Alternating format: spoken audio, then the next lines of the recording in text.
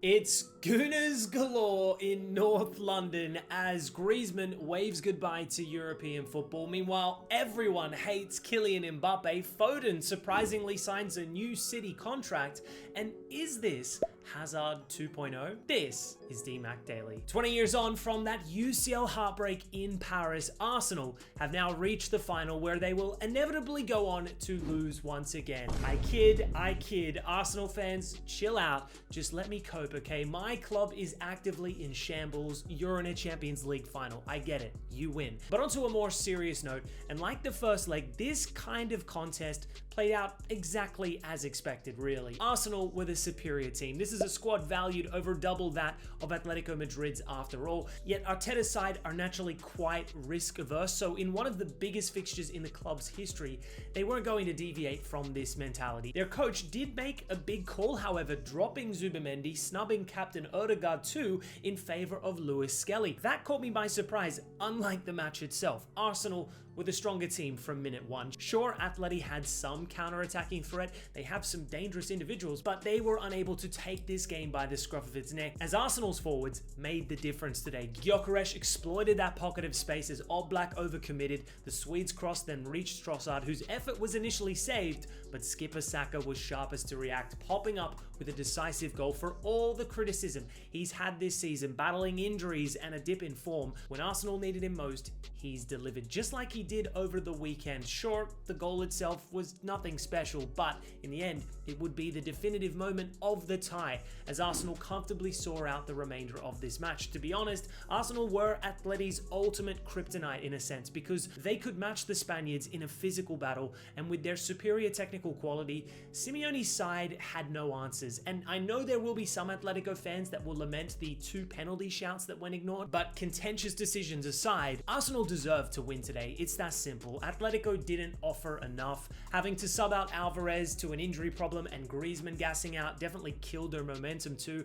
Almada and Baena offered nothing, and Sorloth couldn't exert his physical prowess at all against the best centre-back duo in world football right now. They were at their brilliant best today. 1-11 really, Arsenal were solid. Declan Rice inevitably picked up best on ground honours, but hot take here, I actually thought the best player for Arsenal today was Victor Gyökeres. I know he didn't score, he actually missed a gilt-edged opportunity, but the way he battled, winning those tactical fouls, running into the channels, and just stabilizing that backline, he did exactly what was required. That's the dirty work that Arsenal have lacked in previous number 9s, one that has now played a significant role in their run-in to the UCL final undefeated. They're now 1 game shy of becoming the first invincible team in the updated Champions League format. 13 wins, 3 draws. I will say Arsenal's run-in from the knockout stages has been rather fortuitous. Leverkusen and Sporting were games you'd expect them to win, and this Atleti side isn't world-class by any means. However, you can only beat what's put in front of you, and let's not forget, this same team went 8 wins from 8 in the group phase, outclassing sides like Bayern and Inter too, so they are definitely worthy finalists. In terms of UCL semi-finals, it certainly wasn't the most entertaining. 2 penalties, 1 rebound goal over 2 legs.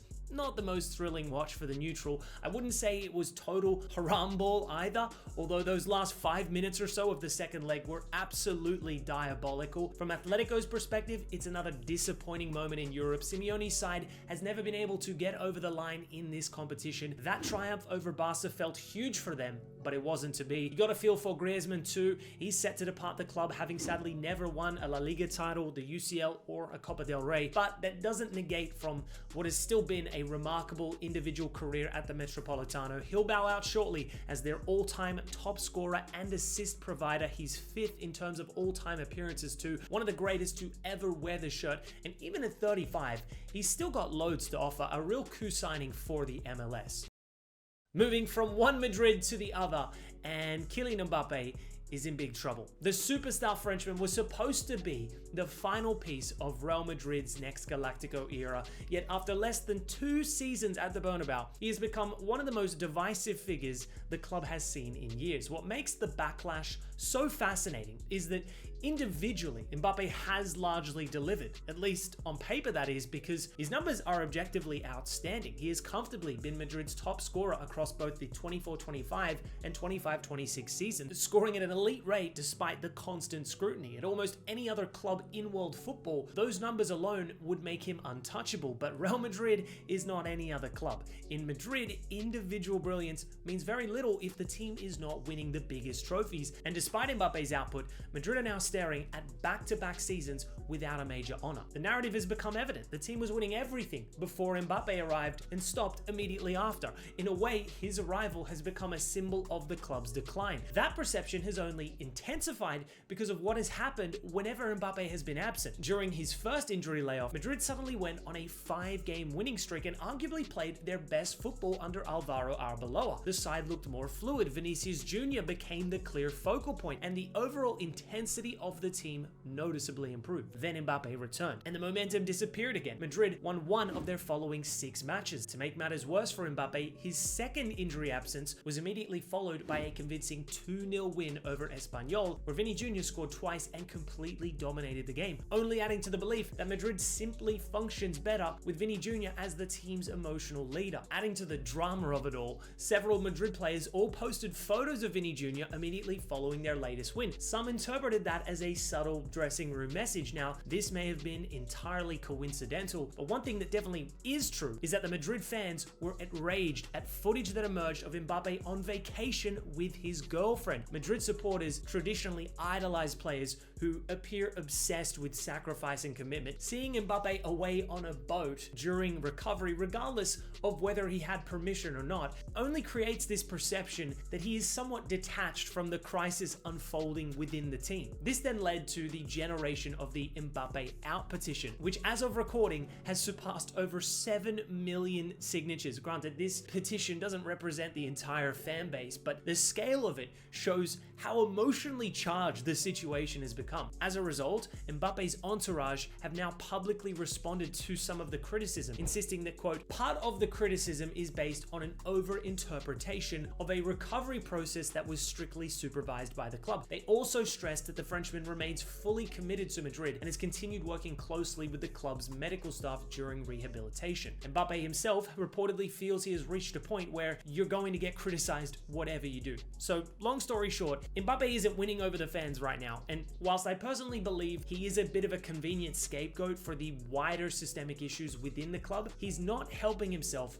from a PR standpoint. The fans demand more than goals, right? They want Mbappe to have that same mentality of someone like CR7, a player who was obsessed and had complete devotion to the badge. Switching gears to English football news, and Man City have officially tied down their prized homegrown talent Phil Foden till 2030 with an option to extend for a further 12 months. I gotta say, the timing of this deal is somewhat unusual. After all, Foden has endured arguably the most difficult period of his senior career over the past 2 seasons. Injuries, inconsistent form, and also tactical reshuffling from Pep have all contributed to a noticeable decline in influence within the City first team. The player who once looked untouchable, the PFA Players Player of the Year in 2024, has spent large parts of 2026 on the bench, starting just 2 Premier League matches in the past 4 months. The emergence of Ryan Cherki and January signing Antoine Semenyo has only intensified competition for places in that attacking third, with Guardiola increasingly trusting other profiles ahead of Foden. So Foden is approaching a genuine crossroads in his career,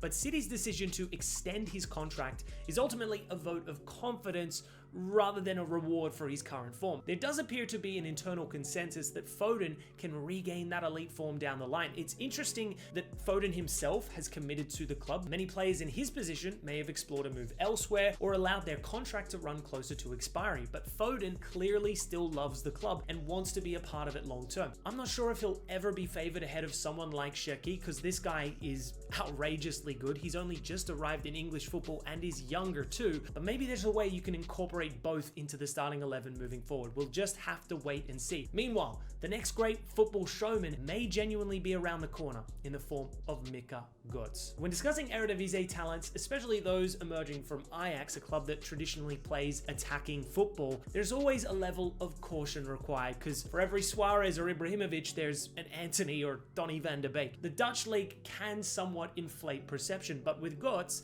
there's a growing feeling across Europe that this might be different. Now, what makes his rise particularly interesting is that he wasn't even developed by Ajax initially. Götze came through the academies of Anderlecht and then Genk before Ajax swooped in to sign him for just 1 million euros at 17 years of age, a fee that now looks absurdly cheap in hindsight. Within months, he was already making his senior debut. By 18, he'd become a serious first-team contributor with double-digit goal involvements, and now in 25-26, he's exploded into one of the most productive young attackers in Europe, registering extraordinary numbers in the Eredivisie. But the stats only tell half the story, because Götze passes the eye test in a way very few young wingers do, right? The dribbling, the unpredictability, the swagger in those 1v1 situations. It's easy to understand why comparisons to Eden Hazard have started appearing in scouting circles, as the young Belgian also thrives cutting inside from the left, constantly attacking defenders and creating chaos in possession. Some of his recent brilliance has only accelerated the hype. His outrageous solo goal against NAC Breda immediately went viral, and following the news that he's expected to leave Ajax in the summer now, you best believe all of Europe's biggest clubs are taking notice. He's also now broken into the Belgian national team setup too, making his senior debut earlier this year, another sign